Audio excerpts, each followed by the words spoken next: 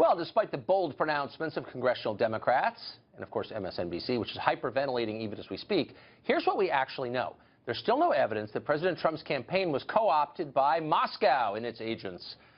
But much like a cargo cult builds runways in hopes that cargo planes will land on them, some don't believe it.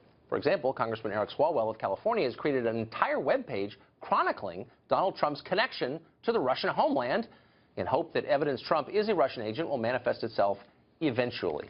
Congressman Swalwell joins us now from Oakland. Congressman, great to see you. You too, Tucker. So I went to the site, which is actually pretty well done and kind of interesting. Thank you. A little florid, I would say. But you have this whole section, and I'm quoting now, Russia, not our friend. And so I wanted to ask you, how far are we willing to go with this new Cold War that you guys have started? I mean, where's this going to end up? Do you anticipate a conflict with Russia, a military conflict? If they really hacked our democracy, as you said, why wouldn't we just attack them? I hope we don't have another conflict with Russia. And I put that section in, Tucker, because a lot of people like me, born in 1980, didn't grow up with the Cold War atrocities. And so I wanted to lay out post-Cold War atrocities, like what Russia has done in Ukraine. They were responsible for bringing down a commercial airliner with 300 souls aboard, like what they are doing in Syria, the human rights violations that they're committing there. So I wanted to lay out for young people that this isn't like having ties with the United Kingdom. This is like having ties with a country with a vast number of human rights violations and a leader who has been named as being responsible for the killing of journalists. So how would it be different from having ties with, I don't know, pick one, Saudi Arabia, one of our closest allies? Truly one of our closest. I'm focused on Russia. That takes all my time right now, Tucker. No, but I'm just wondering, since we're laying down these precedents, look, if a country mistreats journalists or if it's not observant of basic human rights, I don't know, if being gay is illegal, for example, or they kill people they don't like, or they sponsor foreign wars, then we can't be their ally. They're not our friend? Saudi Arabia is not very happy with me either, because I supported declassifying the 28 pages of the September 11 report that had information about allegations involving Saudi Arabia and September 11. That's your response to a country that ignores human rights and puts journalists in jail and sows discord through the world to sponsor legislation to declassify? Right now, okay, but Tucker, I'm just saying, like, what are the rules?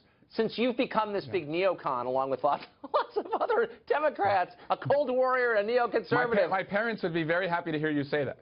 But it's just, I guess, I'm just trying to understand what the new rules are here. So for generations, as you know, the left, the Democratic Party, was accused correctly of coddling the Russians back when it was a left-wing country.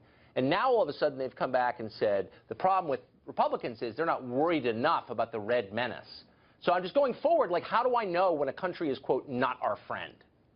Yeah, well, I'm living in the now, and this is a country that is not our friend right now. It's a country who attacked us in the last election, and it's a country where Donald Trump and people on his team have very deep personal, political, and financial ties. And the question that everyone wants answered is, did those ties extend to working with the Russians while they were attacking us? And that, I think, calls for an independent commission. Get this out of Congress, take it away from the Trump administration, and let's get to the bottom of what happened. So one of the things you allege here, or you point out, and I think I'm quoting, is that Russia supports the Syrian dictator Bashar al-Assad, which is, of course, entirely true, and you disapprove of that. Who should we be supporting? Who should be in charge of Syria? Since this is the real world, these are actual countries, you're an actual congressman, who should we be supporting in the Syrian civil war? It's not binary. It shouldn't be Assad, and it shouldn't be ISIL. And I think removing both of them from Syria would be a good thing. So nobody's in charge. There's just chaos?